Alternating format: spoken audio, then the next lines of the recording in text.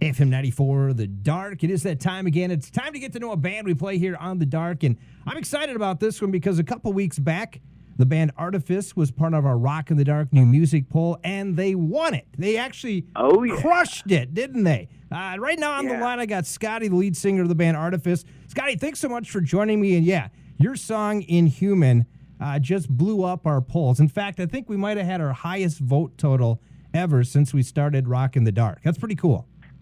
No, that's really cool, and that's awesome to hear. We've actually we've had a couple of those like cage matches and whatnot, and we've gotten a lot of good responses on how much our fans are voting and whatnot. So it really means a whole lot to us. Hey, let's talk about the band Artifas and how did this band all come about?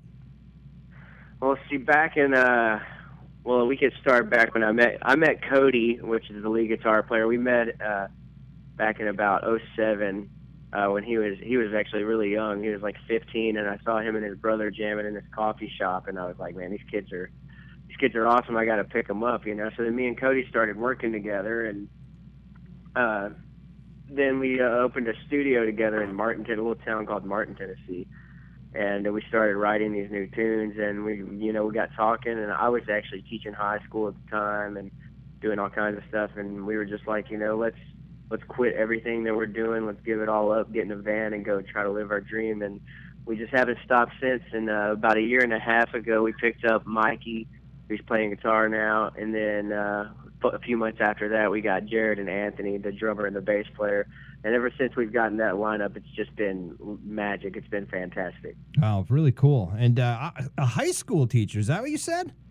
Yeah, I used to teach high school music. Ah, how was that?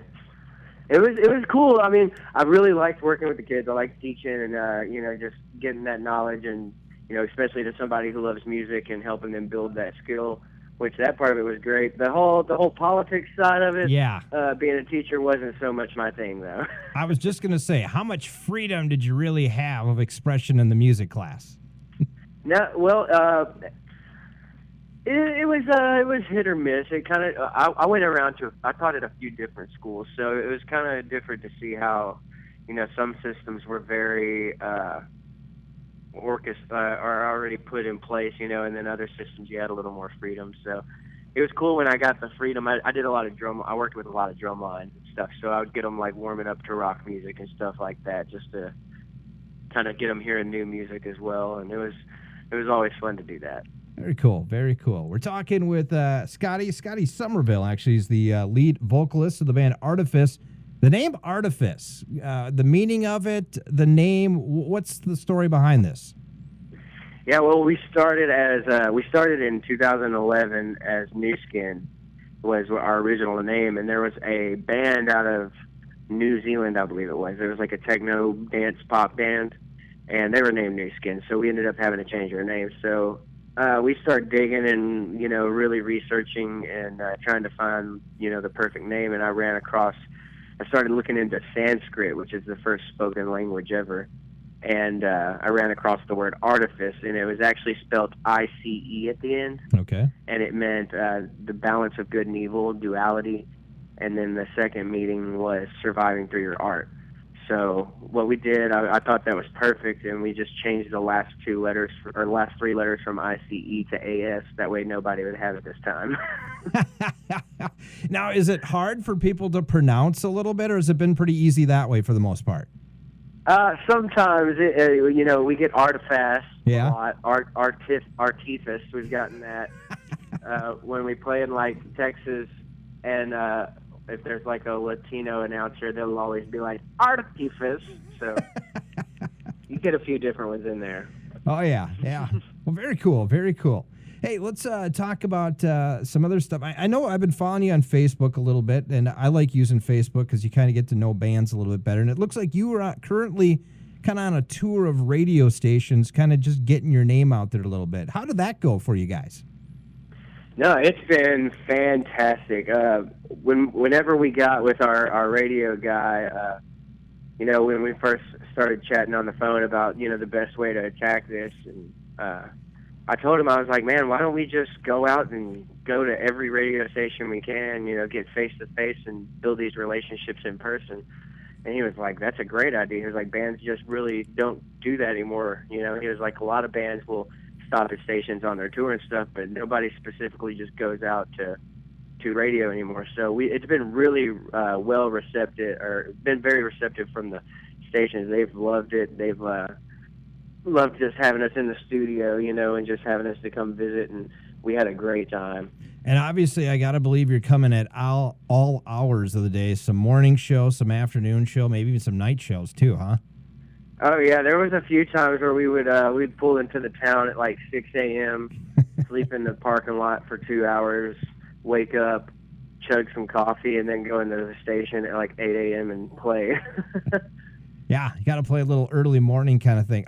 Any unusual experiences maybe going to some of these stations, or for that matter, just seeing what different stations look like? Oh, yeah, it's every station was completely different, and like some of the stations were more I would say conservative, and then some of the stations were more just no holds barred kind of thing. So it was crazy. Like one station, we got there, they had a Fireball dispenser in the studio. Nice. So we got there like 3 p.m. and just got trashed till about midnight on air, and it was pretty ridiculous. That is crazy. We're talking with Scottie Somerville. He's the lead singer of the band Artifas. They have a new song called Inhuman. I want to get to that in just a moment. I think you have a new album coming out too here in just a moment. But let's get a little bit more information about you, actually, Scottie. What's in your music collection right now that might shock me and the listeners out there? Ooh, that might shock you. Let's see. Probably Bruno Mars. I'm a huge Bruno Mars fan. Okay. All right. And let's see, who else? This is kind of like my guilty pleasures right here, huh? Yeah, absolutely. This is something that doesn't right, you don't really want people to know, but they're going to find out now. Right. Okay. I'm down. Let's see. What else? Justin Timberlake. Okay. Garth Brooks. I'm a huge Garth Brooks fan. Well, obviously, actually, that was one of my first concerts when I was a kid. Was Garth Brooks. So it was like. That was one of those moments where I was like, oh, man, I want to fly around the crowd with a guitar hanging from the ceiling, Right. That's what I want to do with my life. Very cool, very cool. How about what current band right now, or bands in active rock, are you really digging right now? Right now, I'm really digging Nothing More. Yeah, they're just huge, aren't they? They're fantastic. Oh my gosh, we played with them in Destin. They were probably the best live band we've ever shared the stage with. They have just taken off, haven't they? Oh man, they just came out of nowhere, yeah. And just that record's incredible. It's got so many great songs on it. It was just undeniable. How about some other current bands that are maybe playing that we haven't heard about yet, but you've maybe been following a little bit? I'll tell you one that we've been jamming lately that I really didn't dig until their new record, and I've been really digging on it lately. We've been listening a lot. Was Motionless in White. Yes. But also 12 Foot Ninja. I'm Okay. a big fan of those guys. They're I'm actually really big into some Australian rock, like Dead Letter Circus, 12 Foot Ninja, and Carnival. Yep. They all have this like unique thing. It's like a kind of technical, but it doesn't sound technical. It's really pleasing to listen to. I've done probably 50, 60 interviews over the last year, and Carnival has probably come up at least a dozen times. I've listened to some of their stuff, and yeah, it's crazy. It's crazy different, but it's just out there and it's cool. Yeah. I've actually been talking to a couple of the guys in the band because I'm hoping they're going to come to a U.S. tour that we can jump on. Even if it's for a week or two, that would be awesome.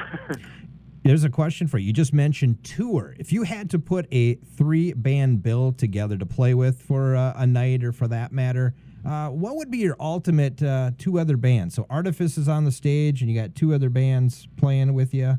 Who would that be? It would definitely be Carnival and Incubus. Incubus. Okay. Yeah. I've been a long time Incubus fan ever since I was a teenager, and they got a pretty special place in my music heart. You know, obviously you got a background in music. You were a teacher in music and that. Where is some of your background for musical history when it comes maybe as growing up as a kid to now doing what you're doing today? All right, sure.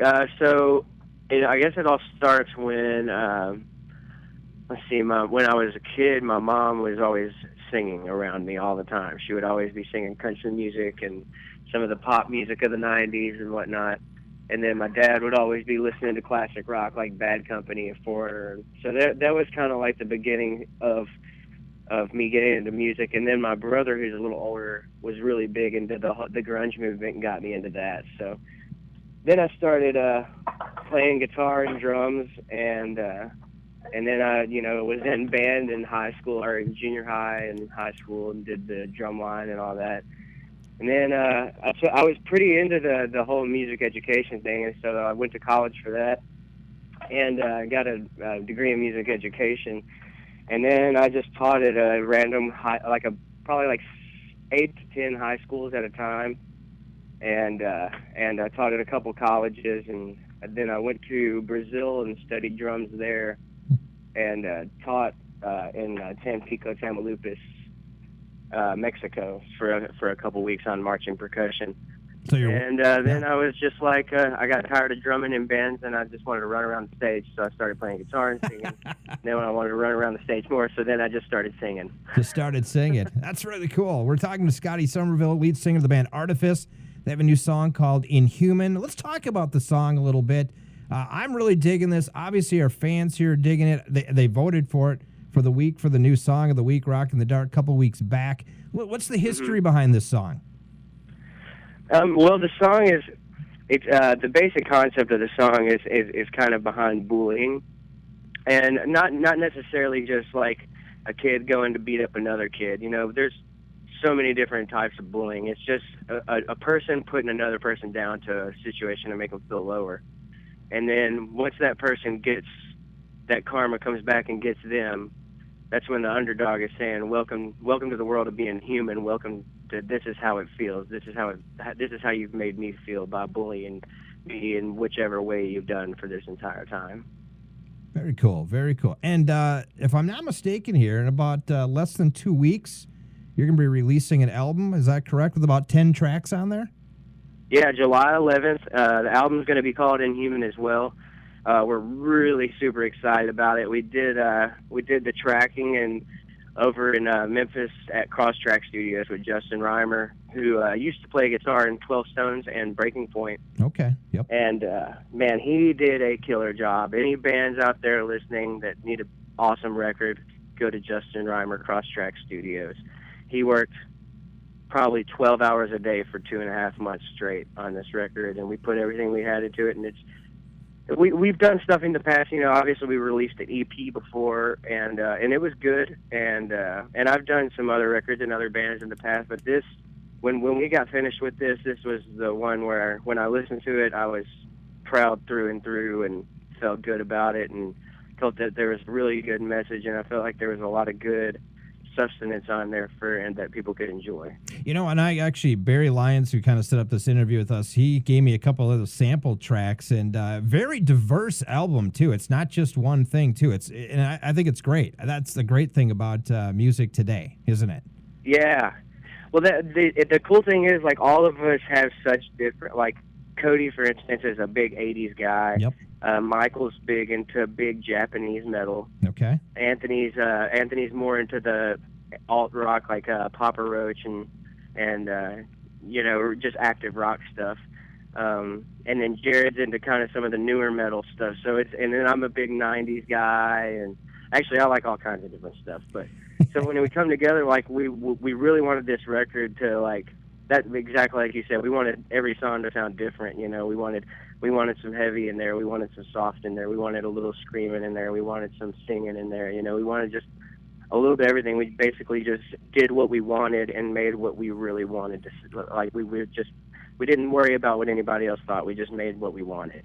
Absolutely. The beauty of having a little freedom, isn't it? Right. Yeah, it was great. The song Inhuman, obviously, that's the song that's currently on the airwaves, and obviously it's a big hit up here. How about some of the other places? What have they said about this song? it's doing. It's really being accepted well. I don't think we've had any negative feedback about it yet, so that's been pretty fantastic. Yeah.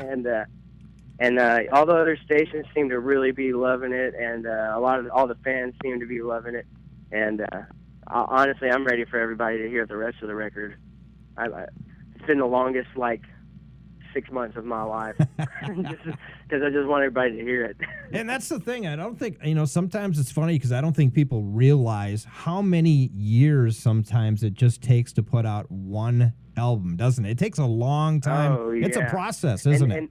It takes a lot. And yeah, it takes all the time, from writing it to recording it to mixing it, mastering it, and remixing it, remastering it, and then all the money that it takes to do so, and then just the whole setup of the release of it, and getting getting prepped to tour and support that record. And really, this is the first time we've dropped a whole record to support on tour, and do it, the real deal way. We've just funded it ourselves and took every penny that we had and just put it back into it wherever we could, so it's really nice to finally have this label behind us that's helping us and pushing us and getting us in the right places so that the right people can hear us.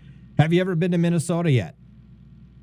I have not. Our bass, we were talking about that a minute ago. Our bass player's been to Minnesota once. Okay. But I haven't been to Minnesota yet, so we're going to have to definitely make it up there. So my question is, since you haven't been to Minnesota yet, I haven't seen an Artifas concert yet. What does an Artifas concert, what is it like? What's the feeling of it? Give us what happens at an Artifas concert? It's pretty explosive. That's one of the things we pride ourselves on more than anything is our live show. We go as hard as we absolutely can, and then more. Even before every show, every night, we always challenge each other to outdo the other one, and then we end up getting so hot that somebody throws up about halfway through the set because we're running around so much. And I'm big on crowd interaction. That's why I really liked getting freed up and just being able to sing. Is I like building that connection between us and the crowd. Because you don't want somebody just standing there watching you play. You want somebody being a part of the show. Right. If you got some haze in there, getting the crowd screaming, making them feel a part of it, and just bringing the whole place alive and turning it into a party. Basically, that's what I love to do. And you were saying here, back you kind of were on. You weren't behind the scenes, but you kind of were in that music teacher role. Then you decided, let's start getting a band going. And then obviously you're playing guitar. And then eventually you said, hey, let's get that. And I just want to go out and be a lead singer. Is there anybody that you've kind of look after maybe, or has maybe helped you out in that lead singer role? Yeah, as far as vocally, the best thing that's ever helped me is I did this thing called the Zen of Screaming. And it's this older lady named Melissa Cross, and she has these DVDs, and they're phenomenal on teaching you how to sing correctly and scream correctly without damaging your voice and without damaging your vocal cords, and supporting that. But as far as people I look up to vocally, I'm a huge fan of Jared Leto. Yes, that guy's got an incredible voice. Wow.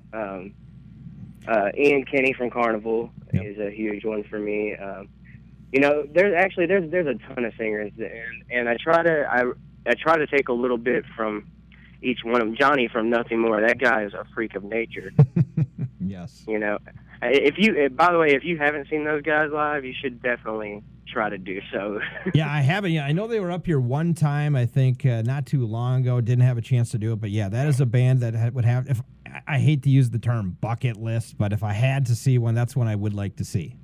Yeah, totally. I'm hoping that we can get some touring with them at some point. I know we've got a lot of fans that have gone to their shows over the last 6 months or whatnot, and kind of made sure that they remembered who we were. And those guys are really nice. Johnny actually sent us a message on Twitter right as we were releasing the song, and he was like, "Hey guys, I just want to let you know that we keep hearing your name out there, keep up the good work," and just gave us some encouraging words, so that was really cool. Yeah, I'd have to say, and we're halfway through the year now, but if you look back at already the first 6 months and the next 6 months coming up, they're probably going to be the band of the year. I don't know how they could not be. Sure.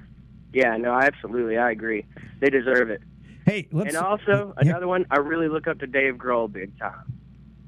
Especially when you fall off the stage, break your leg, you get patched up, and you go back out and play again.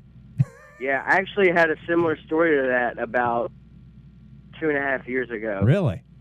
Yeah, I broke my ankle on during the first song in front of about 500-600 people. I jumped off our drum set and broke my ankle.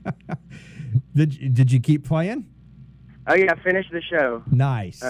Nice. And then I took a bunch of hydros and partied. And all right, yeah. Woke up the next morning and called the guys and was like, "Take me to the hospital right now." Yeah, something's wrong here. You just knew it, didn't you?